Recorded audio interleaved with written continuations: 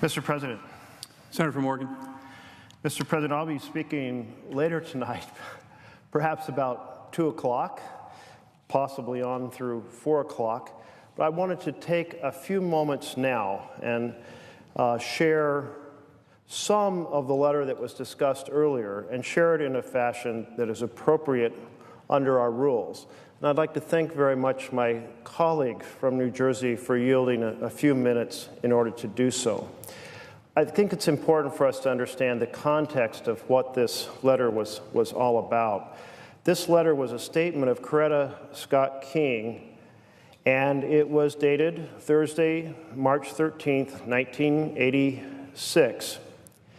And she noted that, and I quote now, "My long-standing commitment, which I shared with my husband, Martin," of course that's Martin Luther King, "to protect and enhance the rights of Black Americans, rights which include equal access to the democratic process, compels me to testify today." And then in her letter, she goes on to essentially present an essay about the essential role of voting rights in our country. And so I'll continue to read in that regard. She says, "The Voting Rights Act was," joined Martin and many others during the Selma to Montgomery March for Voting Rights in 1965. Martin was particularly impressed by the determination to get the franchise of blacks in Selma and neighboring Perry County.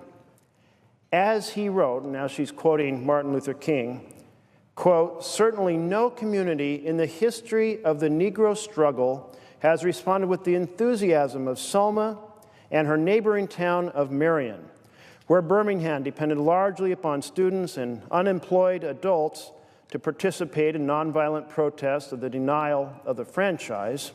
Selma has involved fully 10% of the Negro population in active demonstrations, and at least half the Negro population of Marion was arrested on one day." That was the end of the quote from her husband.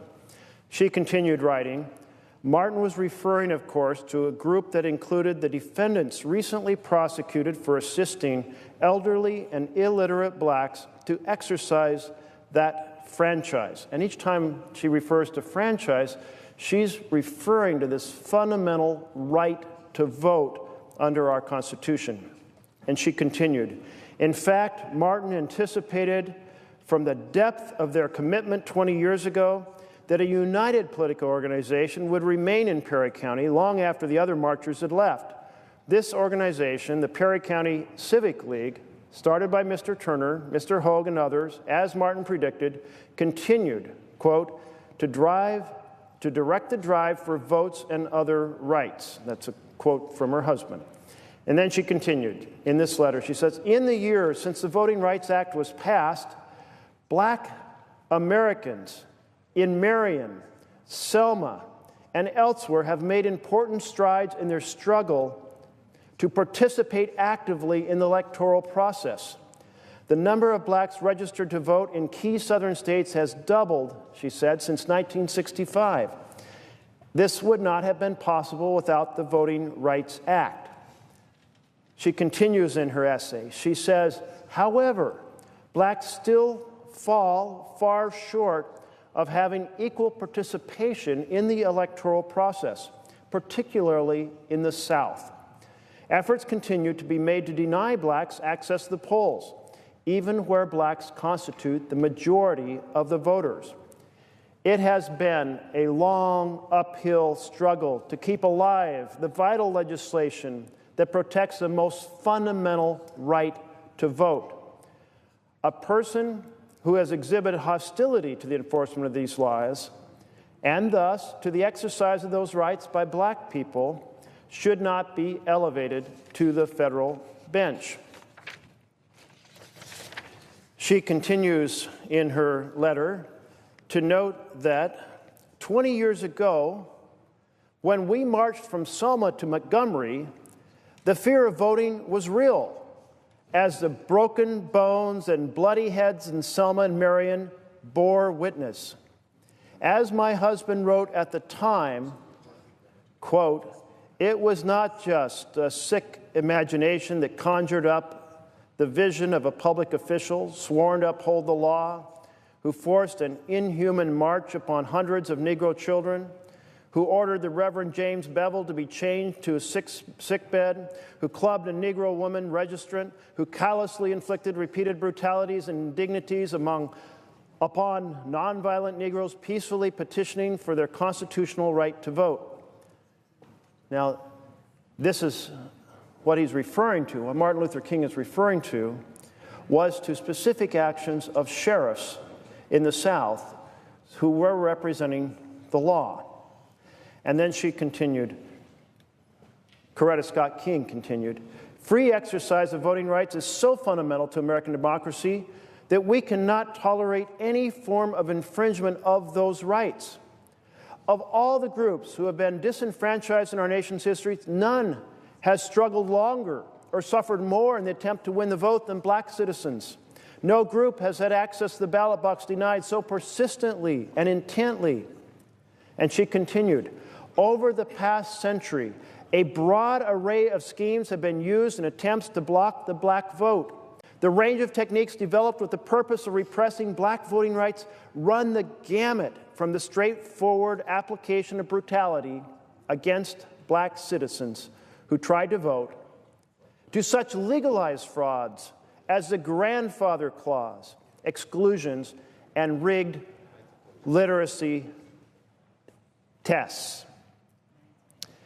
Now, she proceeds to note that other techniques were used to intimidate black voters. And that included investigations into the absentee voting process. And this concerned her a great deal. And she notes that whites have been using the absentee process to their advantage for years without incident.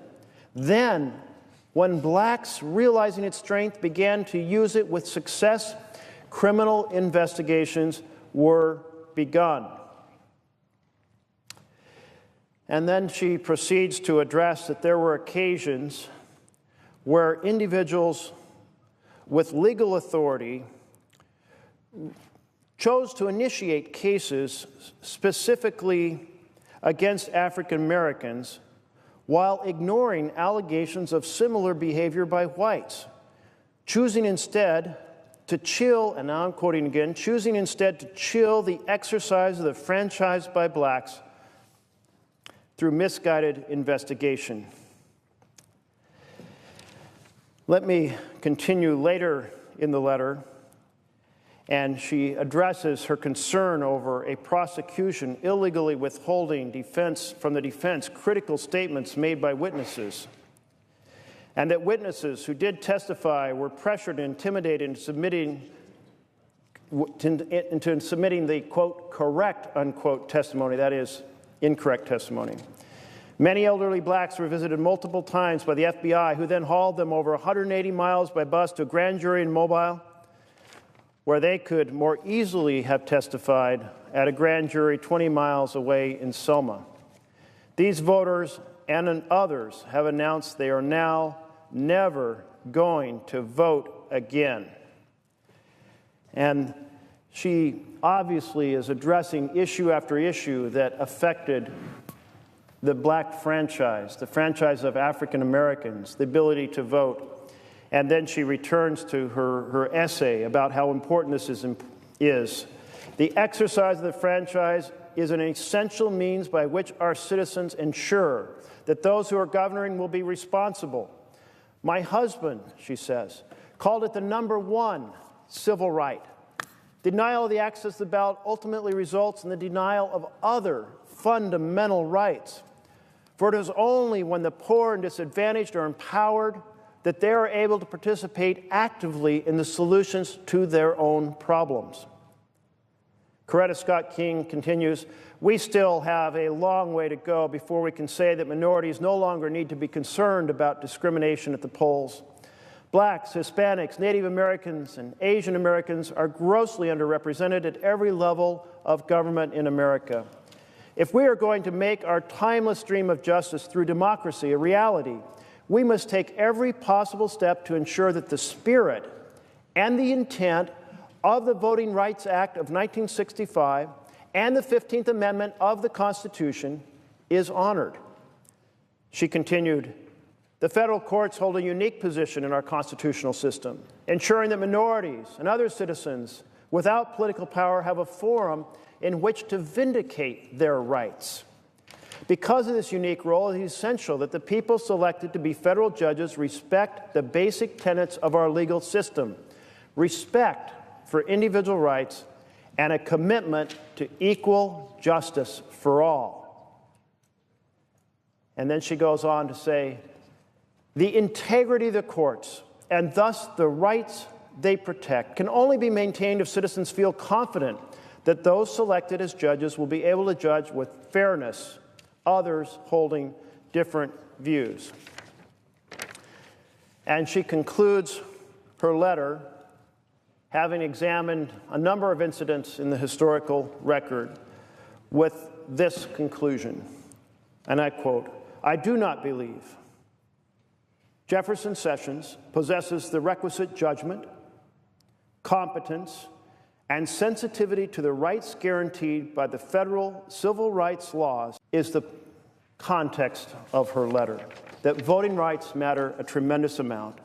And I applaud my colleague's efforts to make this point, my colleague from Massachusetts' effort to make this point and share this essay with the body of the Senate earlier this evening. Would the Senator Thank you. For a question? The Senator would. May I ask the Senator through the chair if the letter from which he just read has a date? The answer is that it does have a date, and that is Thursday, March 13th, 1986. 1986.